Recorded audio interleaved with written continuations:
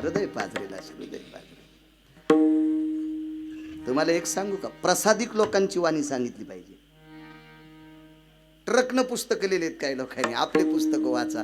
अरे तू हे पुस्तक वाचल्यावर बायको जगीताही नाही सुबळेन, काय तू या पुस्तकाने उद्धार होत असतो का?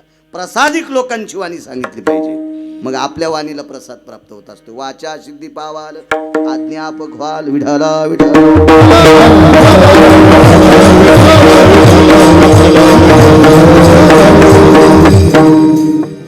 दुसऱ्या दिवशी रथ पेटलाय, दुसऱ्याच दिवशी रथ पेटला, दुसऱ्याच दिवशी.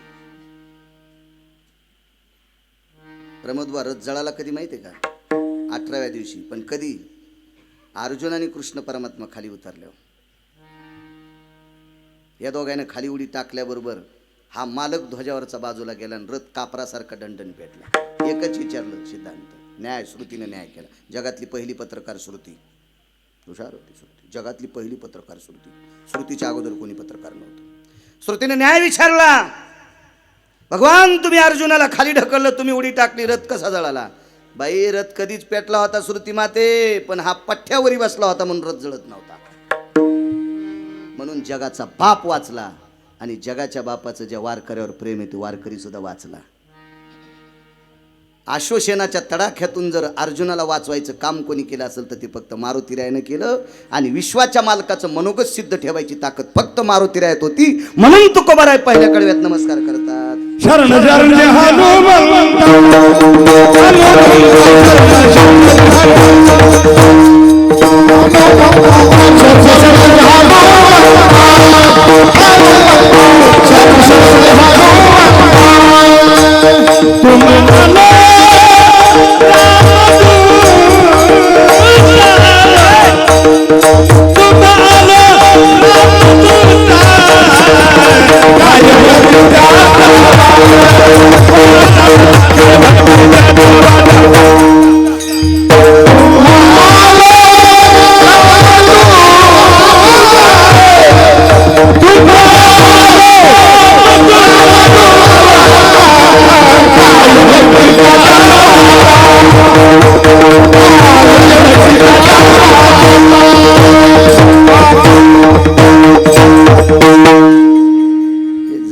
पाळण्यात झोपिलं तर पाळण्याचे तळशीत बोटानं वाजित होतं. झाल्याच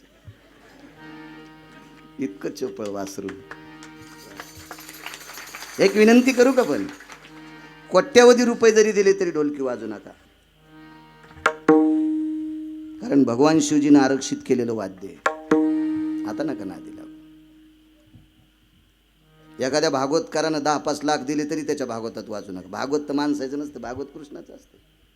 एक जण म्हणला मग भागवत ऐकायला, म्हणलं पपेश मी ऐकायची नाही, तू भागवत कृष्णाच आहे ना, तो कसं ऐकत? एक जण म्हणला आपला काल आहे. अरे तो सारा कालो आहे, कालो कृष्णाचा आहे काला, तो हा काला कसा ऐकल कोणी? बऱ्यापैकी नियम मोडले आपल्या लोकांनी. चला, पवित्र वाद्य, फार पवित्र वाद्य. महाराज वैकुंठवासी स्वर्गीय पद्मश्री शंकर बापू आपेगावकर हे वाद्य घेऊन अमेरिकेत गेले. अमेरिकेत बापू गेले. काय ताकद आहे वाद्यांची. बापूंनी कोणाकडे पकवात दिला नाही. प्रमोद बुवा येताना विमानतळावर पत्रकारांनी विचारलं, बापू तुम्ही मृदंग दुसऱ्याकडे का नाही दिला? विमानतळावर बापूचे डोळे भरून आले आणि पत्रकाराला सांगितलं, राजा हा पकवात खांद्यावर घेतला म्हणून महासत्ता देशानं मला सत्कार ठेवलाय, म्हणून अमेरिका माझा सत्कार ठेवते. इतकं वाद्य गोड आहे राजू. काय ताकद आहे, काय ताकद आहे याच्यात. ढोलकीला काय वाईट म्हणत नाही. 150 एकर फुकल्या काय काय लोकांनी तिच्यासाठी. तिला बी वाईट कसं म्हणा? हो ना, 150 एकर. हा सुपडा साप ते का साधं वाद्य आहे का महाराज? चांगल्याची जिरली ते का साधी आहे का? आणि यानं चांगल्याचा गर्व उतरिलाय. आपल्या मंत्र्याला किती दिवे होते राजू? गाडीला किती दिवे होते? मंत्र्याला एक पद असल्या एकच होता. आता ते बी नाही वाटते. पण एका मंत्र्याला 222 दिवे. 222 दिवे एकट्यालाच. 33 कोटी देवाचा राजा इंद्र. 33 कोटी देवाचा राजा इंद्र. महाराज एका एकादशी ज्या दिवशी, ती एकादशी सोमवारी आलती, आणि त्या एकादशीला बोरीच्या झाडाखाली चंद्रभागेच्या तीरावर चोखोबारायच्या घरी पकवाद वाजीला इंद्र वाजवायला होता. सोमवारी एकादशी विमान उतरले पंढरीसी. नैवम गिरगावकर लिखितम, नैवम गांजा कसम लिखितम.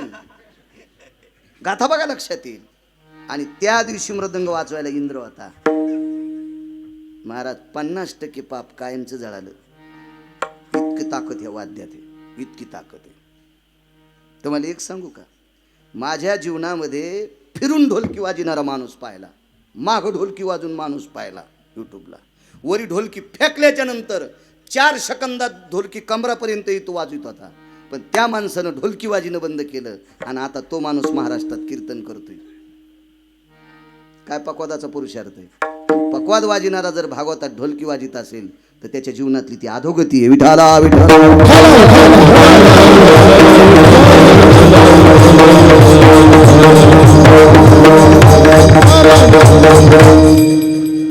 आप्पासाहेब तुमचा आदर.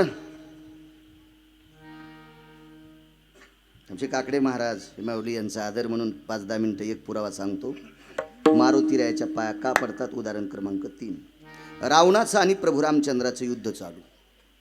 थोडासा पुरावा आहे का, त्रास देत नाही. माणसं जेवायची तर मलाही लांब जायचं, सकाळी दूर आहे. जाऊ द्या आमचं, जाऊ द्या चुलीत, मला काय पायी नाही जायचं. त्याचं काय, देवीचं तेल देवीला आणि भुत्याला घाईला आणि काय उड्या हाणायचे. डिझेल तुमच्यात पैशाचं, कशाला नाटकं करायचे. चला, दोघांचं युद्ध चालू. महाराज धसकटाला कसपट समजायचं नाही. मी एका कीर्तनात सांगितलं, धसकटाला कसपट समजायचंच नाही. जेव्हा पायात घुसत का तो कळतं धसकट काय. बम पाय फुगला. डॉक्टरनी एक्सरे काढ, अमको काढ, तमको काढ, वगैरे वगैरे वगैरे. गुंडीभर पाणी झाले पायात. चिरावं लागन, ऑपरेट करावं लागन, गोळ्या औषध. 5.25 लाखावर गेलं कसपट. इतकंच बसलं होतं मकाचं. मका सोंगून घेतली होती, कापून घेतली होती, वाळलेलं होतं. येडपटानं बांधावं चपला ठेवल्यानं तसंच पळत सुटलं वाघार हाणायला. वाघार म्हणजे मसळीची पोरगी वाघार. तुमच्याकडे वाघारच म्हणतात ना बारक्या म्हशीला, काय दुसरं काय म्हणते. हो ना, तुम्ही हसल्यामुळे मला कळायला मी चुकलो काय. हो ना, किस देश की बोली किस देश की गाली होती, आपल्याला काय माहिती. आणि त्यातली त्यात शिक्षण कमी असल्यामुळे जर चुकत मग होतं जरसं का असं. काय शिक्षण काय लई शिकलो असतं तर कलेक्टर झालो असतो ना. आता कोणतं कमी. आणि कलेक्टर झालो असतं तर ढवळ्या कपड्याच्या आदेशावर कर सही म्हणणं पठ्ठ्याला कोणी. मग बॉस पंढरपुरात आहे, कोणाला भेटतो का. विठाला विठाला.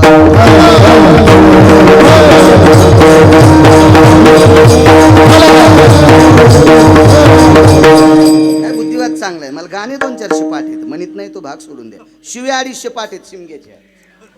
आता ह्या पुढे आहेत म्हणून देत नाही, नाही तर तुम्हाला देऊन बी दाखवले असते. सकाळ मेमरी कार्डच लय भारी. मी ट्रॅक्टरमधले गाणे ऐकतो रस्ते. ते काऊन जोरातला येतात कोणी काय माहिती.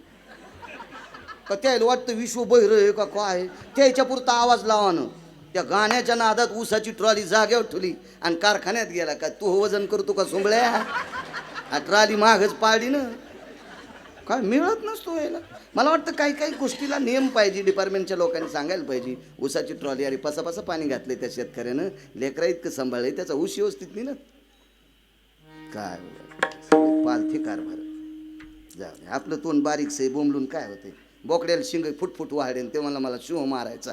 अरे येडायस का शिव. चित्रात पाहिलं तर संडास लागती. आणि तू काय शिव मारशील. आपण बारीकसं तोंड ना आपलं काय चलत आहे. उगं वट वट वट वट. चिमणी म्हणली समुद्र उपसायचा, आंघोळ करण घरी बोंबलत जाय. विठाला विठाला विठाला.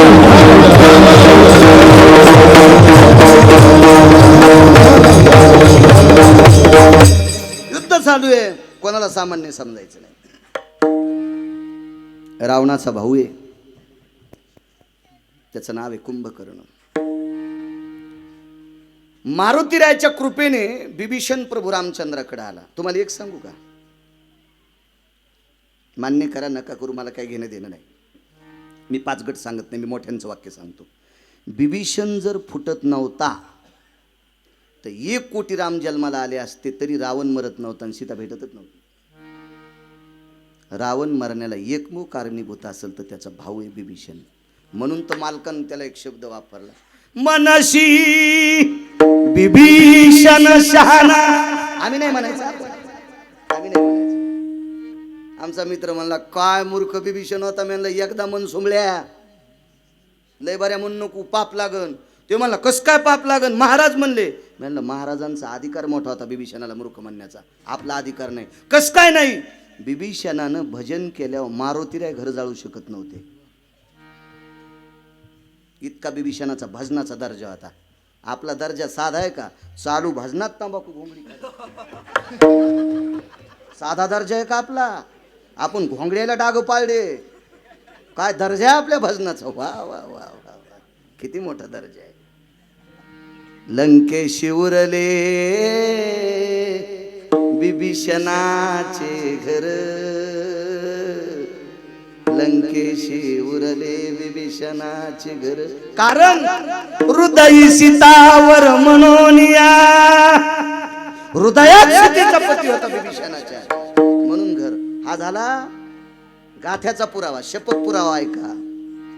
आग लगी लंका में, शपथ या माफी मागून कोणी नाकात काड्या घालायच्या नाही.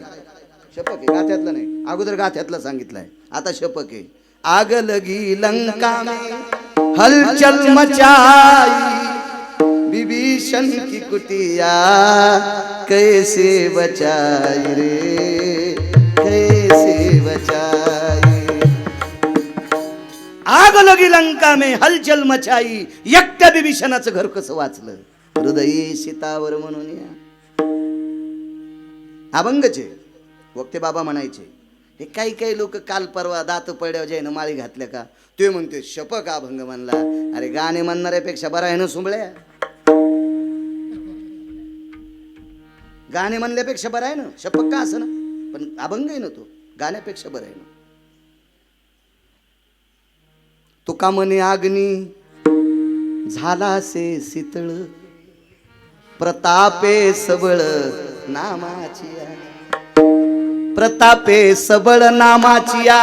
तुका म्हणे अग्नी झाला से शीतळ, प्रतापे सबळ नामाची. अख्खी लंका चूर झाली पण एकट्या बिभीषणाचं घर जळालं नाही, फक्त नामाचा प्रताप. म्हणून आम्ही बिभीषणाला मूर्ख म्हणायचं नाही. आमची पात्रता नाही, योग्यता नाही, लायकी नाही. तो बिभीषण जर फुटला नसता तर रावण मरत नव्हता. ना आपल्याकडे म्हण आहे, घर का भेदी लंका दहन. चला, तरी पण रावण ऐकत नव्हता. रावणाचा भाऊ कुंभकर्ण, मर्यादा पुरुषोत्तम रामचंद्रासोबत झुंड सुरू झाली. प्रचंड तुंबळ युद्ध सुरू झालं. सर्व देवता विमानात बघूस युद्ध बघत होत्या. काही काही देवतेच्या डोळ्यातलं पाणी युद्धभूमीवर टपकत होतं. आज मर्यादा पुरुषोत्तम रामचंद्रांचा शेवट आहे. मी नाही सांगत, मोठ्यांचं वाक्य आहे. माझी काय लायकी, माझा काय अधिकार आहे का तिथे इतकं कडक बोलायचा. मोठ्यांचं वाक्य सांगतोय, मोठ्यांचं. आज मर्यादा पुरुषोत्तम रामचंद्रांचं काही खरं नाही. स्वेदावरुता काया,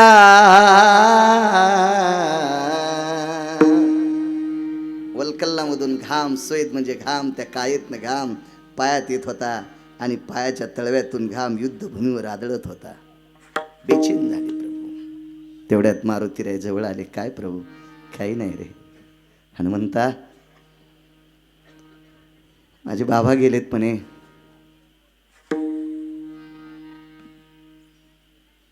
तू परत गेल्यावर भरताला शांत कर रे हनुमंता. भरताचा क्रोध अनावर होईल. माझ्या कैकेयी आईसाहेबाला भरत त्रास देईल. भरताचं सांत्वन कर हनुमंता. मारुतीरायाने विचारलं, प्रभू इतक्या दूरच्या गप्पा कशा करता करायले. मी वाचू शकत नाही. का, हे जगूच देत नाही. मर्यादा पुरुषोत्तम रामचंद्राने बाण मारला की अंगावर झुरळ पडे इतकं पण त्रास नाही. आणि कुंभकर्णाचा बाण आदळल्याबरोबर शरीर लक्तर झालं, लक्तर. मारुतीरायाने विचार केला, याच्याकडे शक्ती कोणती आहे. तर 7 सटव्यापैकी एक सटवी गौशिडी मारुतीरायाने. सटवीला अनन्यसाधारण महत्व बाबा आपल्याकडे. आगा सटवीची ये राती नवी संबिजे वाती. आनंदित मालकांचं वाक्य. अनन्यसाधारण महत्व आहे सटवीला. सटवी जीवनचरित्र लिहित असते पुढच्या व्यक्तीचं. आणि राक्षसांचं भविष्य लिहिणाऱ्या सटवीकडे मारुतीराय गेले. तिला विचारलं, बाई कुंभकर्णाच्या बाबतीत तुला काही सांगता येईल का? तिनं सांगितलं, मारुतीराय मला सगळं सांगता येतंय, पण मी रावणाची सटवी आहे. तुम्हाला सांगितल्यावर कळालं तर रावण आमचं घर, माझ्या लेकरा बाळा सगळं फुकून देईन. मारुतीराय म्हणले, ते कळाल्यावर फुकून देईन, मी आताच मारितो, मी आताच मारितो. हो, तेव्हापासून साम दाम दंड आणि भेद राजकारणात तेव्हापासून सुरू आहे. याची गोटी त्याला हान, त्याची गोटी याला हान, याची गल त्याच्याला घे, त्याचा दांडू तिकडं, याची विटी तिकडं, याचं फाटाळ त्याचं फाटाळ, माणूस तेव्हापासून सुरू आहे. मारुतीरायने सांगितलं, बाई रावण तुझ्या घराचा साफ करण्याच्या अगोदर रावणाला आम्ही संपू, पण आम्हाला कुंभकर्णाच्या बाबतीत सांग. तिनं सांगितलं, जोरात सांगू तर भीतीला कान असते. मारुतीराय म्हणले, सांगू नको ना, लिहून दे ना. आणि तिला लिहिता येते. सटवी माहिती आहे का तुम्हाला? आता मला सगळं माहिती आहे, पण मी काय बाई घे थोडाच आहे. पाचवीच्या दिवशी बायका भावले काढतात हळकुंडाचे, 2 भावल्याचे खाली पाय आणि 2 भावल्याचे वरी पाय. मला हे सगळं पाठ वाचिल्यामुळं, नाही तर मी थोडाच बाळातीन झालो. पण नादेन वाचवायचं, मी इचकीत नाही कोणाचं, मला पुराण इचकायचा नाद आहे. विठाला विठाला. मारुतीरायला लिहून मला सटवीनं 4 वेळेला लिखाण केलं. एकदा रावणाचं केलं, एकदा कुंभकर्णाचं केलं, आणि तिसऱ्यांदा 2दा कोणाचं केलं ते घरी गेलं. आपला तर वेळ संपलाय ना. आता मने कौरक बोलायचं ते. 4 वेळेला सटवीला लिखाण केलं. रावणानं सटवीला स्वतःचं मरण विचारलं होतं.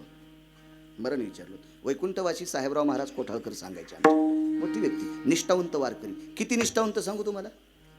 वैकुंठवासी साहेबराव महाराज कोठाळकरांनं नवरात्रातला घट मांडायचा, तर घटात पांडुरंगाची मूर्ती मांडायची. जगदंबा मांडलीच नाही. म्हणजे इतकी पांडुरंगावर निष्ठा. आपली काय निष्ठा. एखाद्यानं फुरकट टेम्पो पाठील्यावर सकलादी बाबाला निघाला, आणि फुकट एसटी पाठील्यावर सैलानी बाबाला निघाला, आणि दुसऱ्या दिवशी पंढरपूरला निघाला. ह्यो पिराला कापायला पाहिजे भाडवा, ते बी आडवा. आडवा कापायला पाहिजे. आरामखोर कुठला फुकट चंद. काय नालायक माणसं झाले हो. इथं आपुला तो एक देव करून महाराज. ज्ञानोबराय तुकोबरायच्या साधनेतल्या लोकांनी दुसरं जर पाहिलं तर व्याभिचारी भक्ती आहे. काय दर्जा होता महाराज या मालकाचा, काय दर्जा होता. एक जण म्हणला, मी लग्न नाही केलं, मग हान तू काय आम्हाला, का आमच्या बायका मारी तू. तो लग्न नाही केलं म्हणजे काय मोठे बनाय त्याच्यात. आणि लग्न करणार वाईट असते. मी एकदा याला गेलो, वृंदावनला गेलो. तिथं 5 दिवस श्रीमद भागवत कथा होती महाराज. तिथले काही 2-3 महात्मे आले, चांगले भागवत. हे तुम्हारे महाराष्ट्र के लोग अच्छे लेकिन नुगई ज्यादा करते, म्हणजे लग्न करीत येते. आणि मी म्हणलो, बायको का डसती का. आमच्या तुकोबाराने 2 केल्या तरी देव कामाला. शांतीब्रह्म एकनाथ महाराजांनी 1 केली तरी लुगडे धुवाला देव. लग्न करणारे कोणी कोण वाईट येतं, फक्त नीट वागाव. लग्न करणारे वाईट कसं म्हणायचं, नीट वागाव, नीट वागाव. महाराज लग्न नाही करणाऱ्या माणसानं तो पुरुषार्थ सांगायचा. मागच्या सोहळ्याच्या वारीत चालून गेलो. आमच्या टेम्पोवाला, मी गाडी नेत नसतो, टेम्पोने आम्ही 5-7 लोकच असतो. करून खायचं आपलं, मधात पताका घ्यायची, चालायचं. ते लाईट लावतो. मी एक प्रसंग वाचिला. या भारतीय संस्कृतीतल्या दर्जेदार लोकांनी स्त्रीचा स्पर्श झालेलं लुगडं पण जास्त वेळ डोळ्यानं पाहायचं नाही. आगा कामिनी अंबरा स्पर्शाय, कामिनी अंबरा स्पर्शायम चक्षुयाम दृष्टियात भवेशी दोषायाम अपाद पापहा. नैवम गिरगावकर लिखितम. स्त्रीने परिधान केलेली साडी जर वाळत घातली तर त्या साडीकडे जास्त टक लावून पाहणं याच्यासाठी सुद्धा पाप सांगितलंय. तर स्त्री पाहणं किती पाप आहे, किती पाप आहे, किती पाप आहे. एका महात्म्याचा सिद्धांत पाहिला नाही. अधिकारी माणसानं टीव्हीतले ॲडव्हर्टाईज पाहायचे नाही. साबणाची ॲडव्हर्टाईज करणारी बाई किती कपडे घाली ती. त्याच्या भाऊ खोटं बोलतो. माझ्या गोळ्या संपल्यात का, वय बायचा गोळ्या संपल्यात माझ्या आप्पा. हो माऊली, किती कपडे घाली ती. आणि ती जर ब्रह्मचार्यानं पाहिली तर, मग ती जर संन्याशानं पाहिली तर, आणि तितकी ॲडव्हर्टाईज गिरगावच्या बाळ्यानं पाहिली तर तुझ्या वाणीला किंमत काय बाळ्या, तुझी लायकी आहे का बोलण्याची. महाराज इतका कडक पुरुषार्थ आहे, इतकं आणि तितकं जपलं मालकानं. महाराज सीताई साहेब अंतकरणात ठेवल्या, पण सीताई साहेबाचं दर्शन, सीताई साहेबाची सावली जिथपर्यंत जाती त्याच्या पलीकडून मारुतीरायानं दर्शन घ्यायचं, हा दर्जा मारुतीरायाचा होता. इतका अधिकार मारुतीरायाचा मोठा होता, इतका मारुतीरायाचा अधिकार. आपलं काय 500ची नोट दिल्यावर पाय पण धुई. हो, एका बाईनं पोरग महाराजाच्या पाया पडायला नेलं, ते पोरग इतकं बिलिंदर, ते महाराजाच्या पायाच पडलं नाही, त्यानं महाराजालाच बोच काढलं. 3 नख लागले आणि महाराजाच्या पंजाचं वरून रक्त निघायलं. मी म्हणलो महाराज भयकतो बाबा, पण त्या बाईनं 500च्या 3 नोटा टेकल्या की महाराज गारच बार पाहिजे. त्यानं दुसरा पाय लांबीला, याला बोच कारण पुन्हा 3 नोटा दे. काय म्हणलं पानछटाला कळत झाला हो आता. आणि त्या बाईनं मुंडकं दाबलं, ते पोरग म्हणलं बुकीतच दातं पाडीन. तिचे पहिले 3 पाडलेले होते. तर पोरग म्हणला घरी गेल्यावर चट पाडतं. ती म्हणली चट पाड पण पाया पड. ते पडलं पाय. मी बाजूला गेलं, म्हणलं बाई राहिलेली दात आहे, घरी गेल्यावर पाडणारे. आणि त्या महाराजाच्या काहून पाया पडायला लावलं? महाराज तुम्हाला माहीत नाही, आमच्या परिसरात ते लोक म्हणले यायच्या पाया पड्यावर लेकरं सुधरत आहेत. आणि म्हणलं ह्या महाराजाच्या पोळ्याला 20 वर्ष झालं डोक्याच्या गोळ्या चालू आहेत. ज्या महाराजाच्या पोराला 20 वर्ष झालं डोक्याच्या गोळ्या चालू येतात, आणि तुमचे पोरानं पाया पड्यावर तुमची डोके नीट करतो हे ते महाराज. काय तुमच्याच गोळ्या संपल्या आता? विठाला विठाला.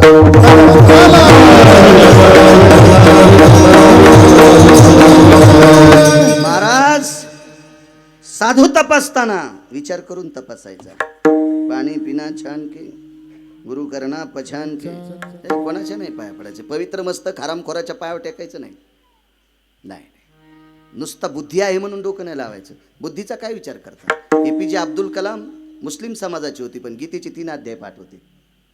तुमच्या बाजूला संभाजीनगरला ज्ञानेश्वरीचा प्रचंड अभ्यासक व्यक्ती मुस्लिम समाजाचा प्राध्यापक युम पठाण. काय प्रचंड अभ्यास महाराज. काय नाही, बुद्धीचा कापरासारखी ज्याची बुद्धी आहे का, ती कोणी माणसं अभ्यास करू शकते, कोणी करू शकते. फक्त विचाराचा ज्याचा पगडा आहे ते वारकरी असू शकतात. विठाला विठाला.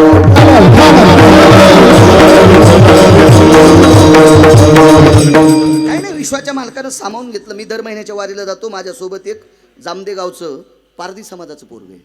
लावरं चित्र सशे धरणाऱ्याच्या कुळातलं पोरग दर महिन्याला पायी पायी येते. आणि 4 वाऱ्या 530 किलोमीटर पायी चलून करतो. मी तरी गाडीत करतो. माझ्यापेक्षा श्रेष्ठ पारध्याचं पोरग आहे. काय नाही, जातीचं काय नसते, काही विषय नसतो. काय नाही. या देशातला तृतीयपंथी विमानात बसून स्वर्गात गेला. कानो पात्रा खोदू पिंजारी तो दादू भजनी भेदू हरीचे पाय. तृतीयपंथ प्रमोदराजे विमानात बसून गेलाय.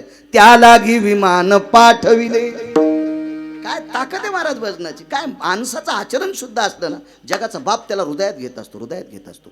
फक्त ज्याचं आचरण गोड आहे का त्याच्या पाया पुढे जा. अभ्यासाचा काही विषय नसतो. लय लोक लोळायलेत प्रचंड, उलटे सुलटे ग्रंथ सांगणारी माणसं आहेत, पण आचरण जर पाहिलं तर शून्य. नाही, कामाचं नाही, भ्रष्ट होता. चला ऐका. सटवीने लिखाण दिलं. मारुतीरायन ते वाचिलं आणि युद्धभूमीच्या ठिकाणी आले आणि म्हणले मालकाला बोलावं कसं. मारुतीरायनं स्वतःची शेपटी हातात घेतली आणि शेपटीला आदेश केला, मर्यादा पुरुषोत्तम रामचंद्र माझे गुरुवर्य, माझं अंतकरण, माझा प्राण, माझं सगळं काही, माझं सर्वस्व, जगाचा बाप मर्यादा पुरुषोत्तम रामचंद्र आहे. त्यांची मस्करी करण्याची माझी लायकी नाही, पण एक विनंती आहे पुच्छे तुला, शेपटी तुला. आणि त्या शेपटीला सांगितलं, भगवान प्रभू रामचंद्राच्या काकेत तू मस्करी कर, म्हणजे गुदगुल्या कर आपल्या भाषेत. मला शेपटीने विचार केला, तुम्ही मला सांगता पण असं नाही होऊ शकत, नकोय नकोय ह्या गोष्टी नकोय. मारुतीरायने सांगितलं मी सांगतोय तुला. आणि भीत भीत शेपटीने 1-2 बाऱ्या काखेत असं केलं. प्रभू रामचंद्राने हात झटकेल्याबरोबर शेपटी बाजूला. मारुतीराय रागावले, अगं करणं करणं करणं करणं. त्या शेपटीनं जास्त अशा गुदगुल्या केल्याबरोबर प्रभू रामचंद्र फिरले, कोण रे. माग फिरून पाहिलं साठे माऊली तर प्रभू रामचंद्र मारुतीरायावर रागावले, हनुमंता तुला शोभते का मस्करी करायची. मारुतीराय म्हणले, मला नंतर बोला, पण एकदा मागं फिरून पहा. गुरुवर्य महाराज त्यावेळेला कुंभकर्ण मरून पडलेला होता, मरून पडलेला होता. खतखत डोळे भरून आले. मारुतीरायाला आलिंगन घातलं. हनुमंता कुंभकर्णाला कोण मारलं? तुम्हीच मारलं. नाही रे, मला बेजार करत होतं बेटे, मी नाही मारलं प्रभू, तुम्हीच मारलं. अरे मी कुठे मारलं मालक. कुंभकर्णाला वरदान होतं, जोपर्यंत शत्रूची पाठ दिसत नाही तोपर्यंत पट्ट्या मरत नव्हत्या. आणि हे सटवीनं सांगितलं होतं. हे जर मारुतीराय शोध घेत नव्हते तर तुकोबाराय ज्याचं भजन करते तो वाचत नव्हता. मग तुकोबाराय ज्याचं भजन करतात त्याला प्राणदान दिलीत या मारुतीरायनं. म्हणून शरण शरण जी हनुमंता विठोबा रखुमाई.